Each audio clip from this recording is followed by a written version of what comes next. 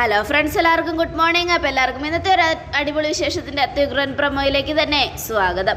അങ്ങനെ CS-നോട് SI എല്ലാം പറഞ്ഞുകൊണ്ടിരിക്കുക. അതേ സാറ് കരുതുന്ന പോലെയൊന്നും അല്ല, അവരുടെ അമ്മയെ കാണാനില്ല എന്നും പറഞ്ഞ് അവരെല്ലായിടത്തും അന്വേഷിച്ചുകൊണ്ട് നടക്കുക. എന്നെ ഇപ്പോൾ അവർ കണ്ടായിരുന്നു. സാറിൻ്റെ മോനും മോളും ഭയങ്കര സങ്കടത്തിലാണ്. ഇതുവരെ അമ്മയെ കണ്ടില്ല എന്നും അമ്മ രാവിലെ വീട്ടിൽ നിന്ന് പോയതാണെന്നും ഒക്കെയാണ് പറഞ്ഞത്. ഇനിയിപ്പോൾ എന്ത് ചെയ്യുമെന്ന് ഓർത്തിട്ട് ഒരു പിടിയില്ല സാറേ. താൻ പേടിക്കൊന്നും വേണ്ടടോ, അവരെ ഞാൻ വിളിച്ച് പറഞ്ഞോളാം. ഇനിയിപ്പോൾ അതിൻ്റെ പേരിൽ താൻ അന്വേഷിച്ചിറങ്ങുമൊന്നും വേണ്ട, എനിക്കറിയാം എന്താ ചെയ്യേണ്ടതെന്ന് കേട്ടോ. ശരി സാറേ, ഞാനൊന്നും വിട്ട് പറഞ്ഞിട്ടില്ല. എനിക്ക് അങ്ങനെയൊന്നും അത്ര പെട്ടെന്ന് പറയാൻ പറ്റില്ലല്ലോ. സാർ എന്നോടൊരു കാര്യം ആവശ്യപ്പെട്ടാൽ എനിക്ക് പിന്നെ എന്ത് ചെയ്യാൻ പറ്റും? അത് ചെയ്തു തരാനല്ലേ പറ്റൂ എന്നൊക്കെ പറഞ്ഞുകൊണ്ട് SI ഫോൺ കട്ട് ചെയ്യണം. ഈ സമയം CS ആലോചിക്കുക, അതെ എന്നെ ഇട്ട് കുറേ വട്ടം കറക്കിയതല്ലേ എൻ്റെ മരുമോള്, അപ്പോൾ അവരും കുറച്ച് വിഷമിക്കട്ടെ. അത് കഴിയുമ്പോൾ വിളിച്ച് പറയാം, ഒരു സർപ്രൈസായിട്ട് അവരുടെ അമ്മ എൻ്റെ ഒപ്പം ഉണ്ടെന്ന്. അപ്പോൾ അവർക്ക് സന്തോഷമാവും. ഈ ഒരവസ്ഥയിൽ രൂപയെ അവർ കണ്ട അവർക്കാകെ ടെൻഷനാവും. അതുകൊണ്ട് വേണ്ട, രൂപയുടെ അസുഖമൊക്കെ മാറിയിട്ട് വിളിച്ച് പറഞ്ഞാൽ മതി എന്നൊക്കെ ആലോചിച്ചുകൊണ്ട് നമ്മുടെ CS ഇങ്ങനെ നിൽക്കുക. ഈ സമയം പിന്നീട് കാണിക്കുന്നത് രാഹുലിനെയാണ്. അതെ, രാഹുൽ CS-നെ കൊല്ലാൻ അയച്ചു വിട്ട ഗുണ്ട തൂങ്ങിച്ചത്ത് കിടക്കുന്നു. അവനെ കണ്ടതും രാഹുലിനാകെ പേടിയായി. ടെൻഷനും പേടിയും മനസ്സിൽ നിറഞ്ഞു. അപ്പോഴേക്കും CS-ൻ്റെ ഫോൺ വിളി വന്നു. രാഹുൽ ഫോൺ എടുത്തു. ഹലോ, എന്താടാ? എന്നെ കൊല്ലാനായിട്ട് പിന്നാലെ ആളെ വിടുമ്പോൾ അവൻ്റെ അവസ്ഥ ഇങ്ങനെയാണെങ്കിൽ അവനെ അയച്ചു വിട്ടവൻ്റെ അവസ്ഥ എന്തായിരിക്കുമെന്ന് നിനക്ക് വല്ല ബോധമുണ്ടോ എന്നും CS-ൻ്റെ ചോദ്യം കേട്ട് രാഹുൽ, നീ എന്തൊക്കെയാ പറയുന്നേ? ഞാനൊന്നും ചെയ്തിട്ടില്ല. നീ ഒന്നും ചെയ്തിട്ടില്ല അല്ലേ? എടാ, എനിക്കറിയാടാ ആരാണ് എൻ്റെ പിന്നാലെ ഒരാളെ വിട്ടിട്ടുണ്ടെങ്കിൽ അത് നീ ആയിരിക്കുമെന്ന്. എന്തായാലും നിനക്കുള്ള സമ്മാനം ഞാൻ പാർസൽ ഫോട്ടോ വഴി അയച്ചിട്ടുണ്ടല്ലോ, കണ്ടോ? കണ്ണ് നിറയെ കണ്ടോ എന്നൊക്കെ പറയാ. അത് കേട്ടതും സെനൻ, ഞാനൊന്നും ചെയ്തിട്ടില്ല. വേണ്ട വേണ്ട, നീ കൂടുതലൊന്നും പറയണ്ട. മറിഞ്ഞു നിന്ന് എന്നെ കൊല്ലാൻ നോക്കുമല്ലേ നീ? അത് നടക്കില്ലടാ. നീ എന്നെ കൊല്ലാൻ ആളെ വിട്ടാലേ നിന്റെ പിന്നാലെ ഉണ്ടാവും ആളുകൾ. അത് നീ ഒന്ന് മനസ്സിൽ കരുതി വെച്ചോ എന്നും. അത് കേട്ടതും, സെന പ്ലീസ് എന്നൊന്നും ചെയ്യരുത്, ഞാനൊന്നും ചെയ്തിട്ടില്ല. വേണ്ട വേണ്ട, നീ ഫോൺ വെയ് എന്നും പറഞ്ഞുകൊണ്ട് CS ഫോൺ കട്ട് ചെയ്യുക. ഈ സമയം സരയും ഷാരിയും കൂടെ അങ്ങോട്ട് വരിക. എന്താ അച്ഛാ എന്ന് ചോദിക്കുകയാണ്. അപ്പോൾ സരയുനെ ഷാരിയെയും ആ ഫോട്ടോ രാഹുൽ കാണിച്ചു കൊടുക്കുക. അത് കണ്ടതും സരയും ഷാരിയും ഞെട്ടിപ്പോയി. ഇതാരാ അച്ഛാ? ഇതാണ് ഞാൻ സേനനെ കൊല്ലാൻ വേണ്ടി അവൻ്റെ പിന്നാലെ പിന്തുടരാൻ പറഞ്ഞ ആള്. അത് കണ്ടതും സരയും ഷാരിയും ഞെട്ടി. ഈശ്വര, അവനെന്താ തൂങ്ങിച്ചത്തേ? തൂങ്ങിച്ചത്തതല്ല ഷാരി, തൂക്കിക്കൊന്നതാ എന്നും രാഹുൽ. അത് കേട്ടതും വീണ്ടും അവർ ഞെട്ടി. എന്ത് തൂക്കിക്കൊന്നതോ? ആര്? വേറെ ആര്? ആ സേനൻ്റെ ആൾക്കാർ തന്നെ. അവരാണ് അവനെ തൂക്കിക്കൊന്നത്. ഇവൻ പിന്തുടരുന്നുണ്ടെന്നും അവൻ അവരെ കൊല്ലാൻ പോവുകയാണെന്നൊക്കെ അവൻ മുൻകൂട്ടി അറിഞ്ഞിരുന്നു. അതിനുശേഷം പിന്തുടർന്ന ഇവനെ തൂക്കിക്കൊല്ലുകയായിരുന്നു സേനൻ്റെ ആൾക്കാർ. അത് കേട്ടതും ദൈവമേ, ഉള്ള മനസമാധാനം മുഴുവനും പോയി. എൻ്റെ മനുഷ്യ, നിങ്ങൾക്ക് വേറെ പണിയൊന്നുമില്ലേ? സേനനെ കൊല്ലണമെന്നും പറഞ്ഞ് അവസാനം സേനൻ നിങ്ങളെ കൊല്ലാതിരുന്നാൽ മതി. നിങ്ങളുടെ കയ്യിൽ പണവും പദവിയൊക്കെ കുറവാ, പേരും പ്രശസ്തിയില്ല. പക്ഷെ സേനൻ്റെ കാര്യം അങ്ങനെയല്ല, അവന് പോലീസുകാർ വരെ കൂട്ടുണ്ട്. ആരും അറിഞ്ഞു? എനിക്കും പോലീസുകാർ കൂട്ടൊക്കെ ഉണ്ട്. പിന്നെ എന്നിട്ടാണല്ലോ അന്ന് കുഞ്ഞിനെ തട്ടിക്കൊണ്ടു വന്നെന്ന് പറഞ്ഞ് നിങ്ങളെ പോലീസുകാരനെടുത്തിട്ട് പഞ്ഞി കിട്ടത്. അതൊക്കെ ഞാൻ കണ്ടായിരുന്നു. പക്ഷെ സേനൻ്റെ കാര്യത്തിൽ അങ്ങനെയല്ല, അയാൾ എപ്പോഴും പോലീസുകാർ സപ്പോർട്ട് ചെയ്യുന്നുണ്ട്. അതുകൊണ്ട് എനിക്കൊന്നേ പറയാനുള്ളൂ, നിങ്ങൾ ഓരോന്ന് ചെയ്ത് അവസാനം നിങ്ങൾ ചെന്ന് കുഴി ചാടാതിരുന്നാൽ മതി. ആ സേനൻ്റെ കരുത്ത് നിങ്ങൾക്ക് നന്നായിട്ട് അറിയാലോ. അവൻ ഇന്ന് ഇങ്ങനെയൊക്കെ ചെയ്യുന്നുണ്ടെങ്കിൽ നാളെ അവൻ എന്തൊക്കെ ചെയ്യുമെന്ന് നമുക്ക് ആർക്കും പറഞ്ഞാൽ മനസ്സിലാവില്ല. കേട്ടല്ലോ എന്നൊക്കെ പറയുവാണ്. ഇതൊക്കെ കേട്ടതും രാഹുൽ നമ്മുടെ ഷാരിയെ തുറച്ചു നോക്കുക. ഷാരി, എനിക്ക് പേടിയൊന്നുമില്ല. അവൻ എന്ത് ചെയ്യണമെന്ന് എനിക്ക് നന്നായിട്ടറിയാം. എന്തായാലും ഞാൻ അവനെ നോക്കിക്കോളാം. അവനെ ഞാൻ കൈകാര്യം ചെയ്തോളാം.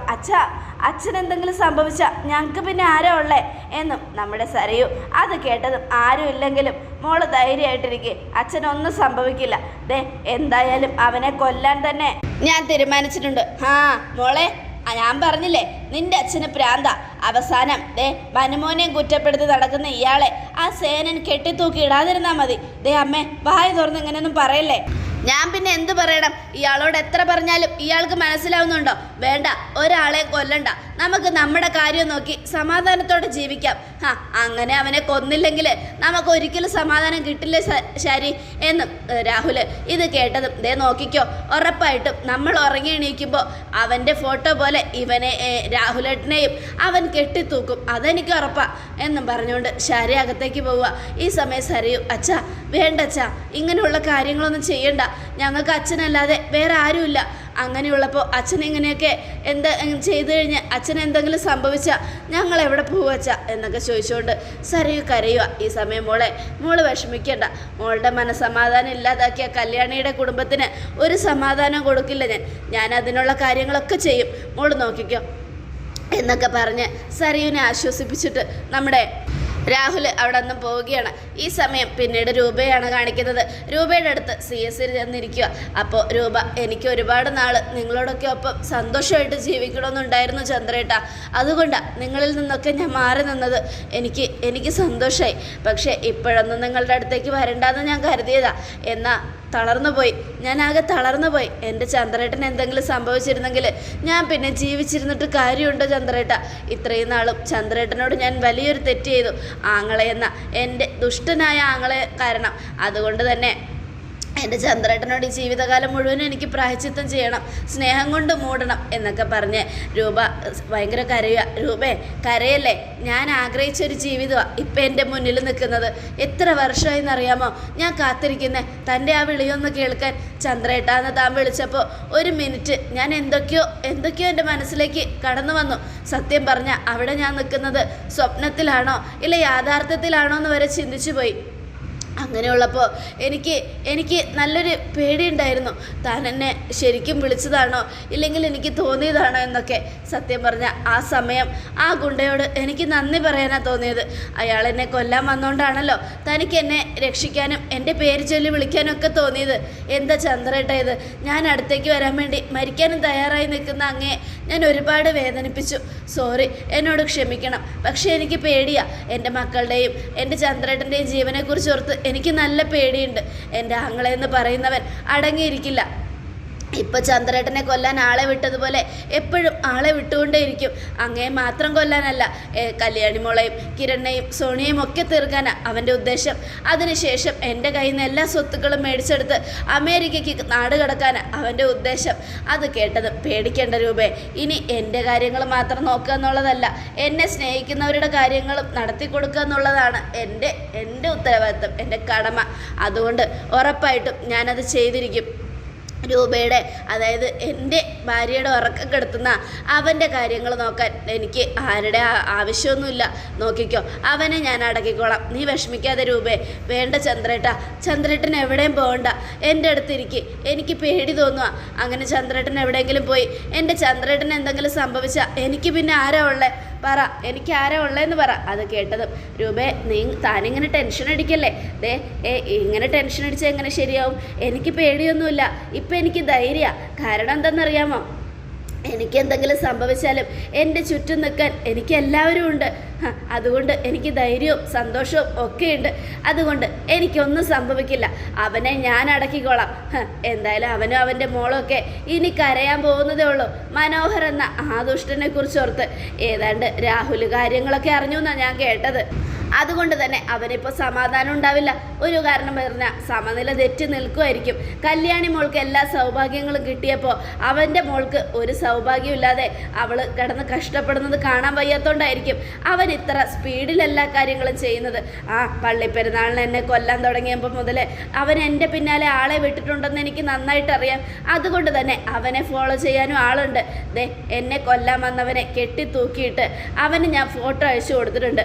പേടിക്കൊന്നും വേണ്ട. ഇനി ആരെ അവൻ അയച്ചു വിട്ടാലും അവരുടെയൊക്കെ ഗതി ഇതായിരിക്കുമെന്ന് ഞാൻ മെസ്സേജും അയച്ചിട്ടുണ്ട്. അതുകൊണ്ട് സമാധാനമായിട്ടിരിക്കും രൂപേ, താനിങ്ങനെ വിഷമിക്കല്ലേ. തൻ്റെ കണ്ണ് നിറഞ്ഞാൽ എനിക്ക് സഹിക്കില്ല. എൻ്റെ ചന്ദ്രേട്ടൻ എന്നോട് ക്ഷമിക്കണം. ഇത്രയും നാളും ഞാൻ ചന്ദ്രേട്ടനെ വേദനിപ്പിച്ചു, ചന്ദ്രേട്ടനെ വെറുതെ മാറ്റി നിർത്തി. പക്ഷേ അത് മനഃപൂർവ്വമാണ്. എൻ്റെ ആങ്ങളെയൊന്നും സത്യങ്ങളൊന്നും അറിയരുതെന്നല്ലോ കാരണം കൊണ്ട്. നമ്മളിപ്പോൾ അടുത്ത വിവരം കല്യാണി മോള് കിരണമൊന്നും അറിയണ്ട. അപ്പോൾ സി എസ് ചിരിക്കുക. കല്യാണി മോൾക്ക് എല്ലാം അറിയാൻ പറ്റും. കാരണം നമ്മൾ പറഞ്ഞില്ലെങ്കിലും മോൾക്ക് മനസ്സ് വായിക്കാനുള്ള കഴിവൊക്കെ ഉണ്ട്. അത് കേട്ടതും അത് ശരിയാ, നമുക്ക് പറ്റിക്കാൻ പറ്റുന്നത് നമ്മുടെ മക്കളെ മാത്രമാണ്. എന്തായാലും ഇപ്പം നമ്മൾ ഒന്നിച്ചിട്ടില്ല എന്നും മാറി നിൽക്കുകയാണെന്നൊക്കെ അവർ മനസ്സിലാക്കട്ടെ. ഏയ് അത് വേണ്ട, അവരറിയട്ടെ നമ്മൾ ഒന്നിച്ചിട്ടുണ്ടെന്ന്. തനിക്കറിയോ തന്നെ കാണാനില്ല എന്നും പറഞ്ഞ് കല്യാണിയും കിരണും അന്വേഷിച്ച് നടക്കുക. SIയെ കണ്ട് പരാതി പറഞ്ഞെന്നും പറഞ്ഞു. എന്നെ കാണാനില്ല എന്ന് കല്യാണി മോൾ എങ്ങനെ അറിഞ്ഞു? തന്നെ കാണാനായിട്ട് മോള് വീട്ടിൽ പോയിട്ടുണ്ടായിരുന്നു എന്ന്. ആ സമയത്ത് താൻ അവിടെ ഇല്ലയെന്ന് പോയിട്ട് കുറേ നേരമായിരുന്നു യാമിനി പറഞ്ഞു എന്നാ കല്യാണി മോള് പറഞ്ഞത്.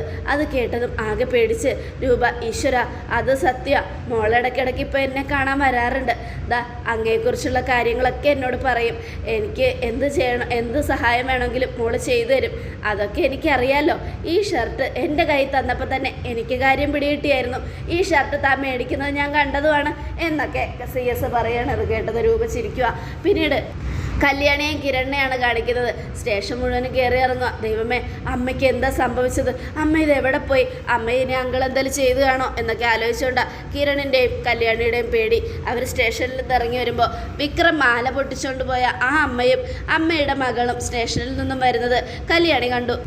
അപ്പോൾ ആ അമ്മയും മകളും കല്യാണിയും കിരണിനെയും നോക്കി ഇങ്ങനെ നിൽക്കുക. കിരണും കല്യാണിയും അവരെ നോക്കി നിൽക്കുകയാണ്. അപ്പോൾ ഇതും ഇതിനേക്കാൾ തകർപ്പൻ വിശേഷമാണെന്ന് നടക്കാമെന്ന് എല്ലാവരും കാത്തിരിക്കുക. എല്ലാവർക്കും ഒരിക്കൽ കൂടെ നല്ലൊരു ശുഭദിനം തന്നെ ആയിക്കോട്ടെ. Thank you friends.